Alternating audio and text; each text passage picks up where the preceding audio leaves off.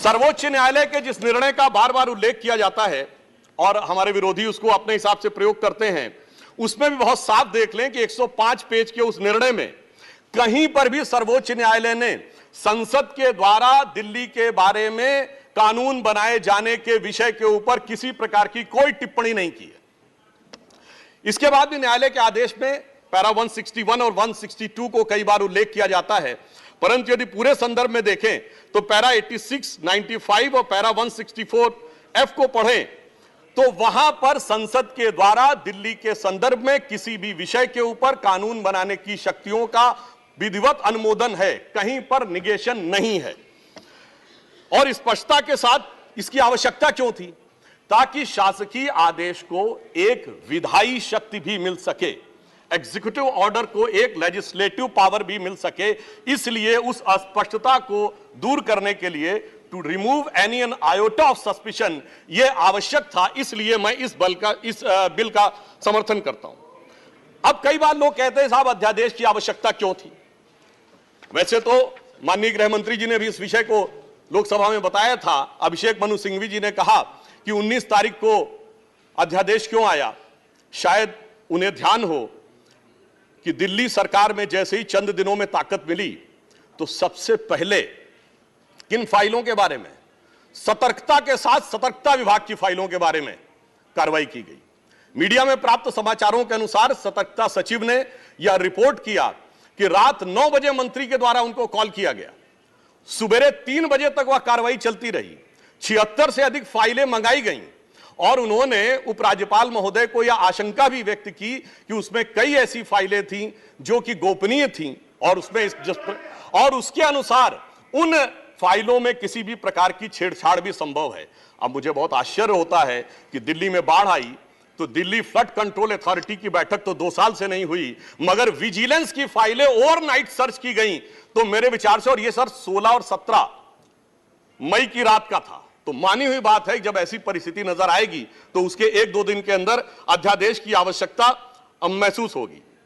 यहां मैं एक और बात भी कहना चाहता हूं कि ब्यूरोक्रेसी पर नियंत्रण की बात आम आदमी पार्टी की सरकार के द्वारा की जाती है, तो ये लोग तो अपनी एक पैरेलल ब्यूरोक्रेसी भी बना चुके हैं, क्योंकि अनेक प्रकार के समाचार पत्रों में आया है कि कई ऐसे लोग जो कि आम आदमी पार्टी के पदाधिकारी हैं, वो सरकारी पदों पर भी विद्यमान हैं और सरकारी पदों पर रहते हुए सरकारी शक्तियों का भी उपयोग कर रहे हैं।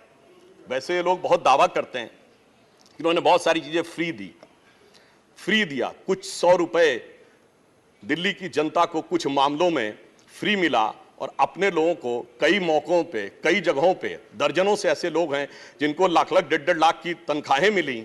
और यदि आरोपों को देखा जाए तो करोड़ों रुपए के घोटालों के आरोप हैं।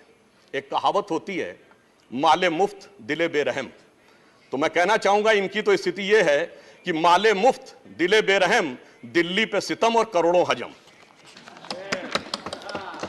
अब एक और बात जो ब्यूरोक्रेसी के नियंत्रण की बात है, तो मैं ध्यान दिलाना चाहता हूं, इस दिल्ली प्रदेश में एकमात्र ऐसा प्रकरण हुआ जो पूरे देश के इतिहास में बहुत विचित्र था कि दिल्ली के मुख्य सचिव ने दिल्ली के मुख्यमंत्री आवास के अंदर अपने साथ मैन हैंडलिंग का आरोप लगाया।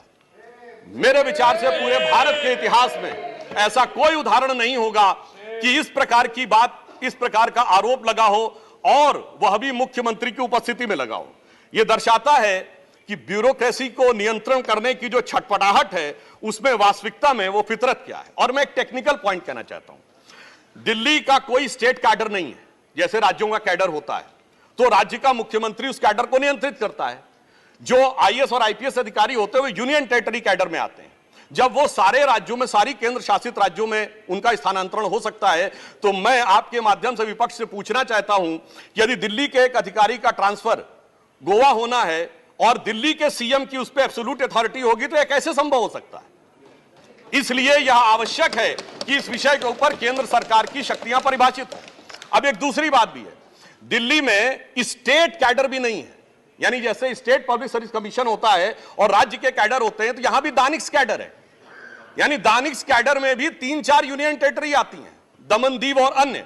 अब दानिक्स कैडर के एक अधिकारी की जरूरत यदि अंडमान में या दमन दीव में भी होगी और दिल्ली का मुख्यमंत्री यह तय करेगा, तो क्या यह संवैधानिक दृष्टि से उचित है? इसलिए मैं कहना चाहता हूं कि माननीय गृह मंत्री जी ने जो यह विषय रखा है वो पूरी तरीके से उचित है। अब दुरुपयोग की बात में मैं एक और बात कहना चाहता हूं, इनकी वास्तविक मंशा क्या थी।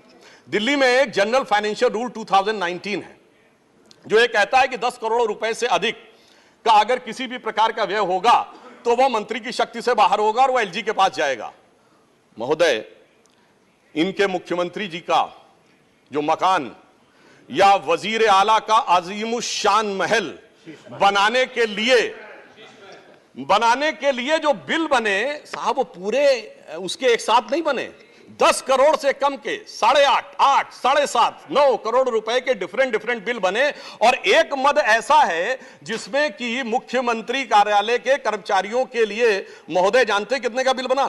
9.99 करोड़। नमस्कार, मैं हूं मानक गुप्ता। अगर आपको हमारा ये वीडियो पसंद आया हो तो इसे लाइक और शेयर जरूर करें, और हां, हमें सब्सक्राइब और फॉलो करना ना भूलें ताकि आप देश और दुनिया की कोई खबर मिस ना करें। तो जुड़े रहिए हमारे साथ और देखते रहिए न्यूज़ 24।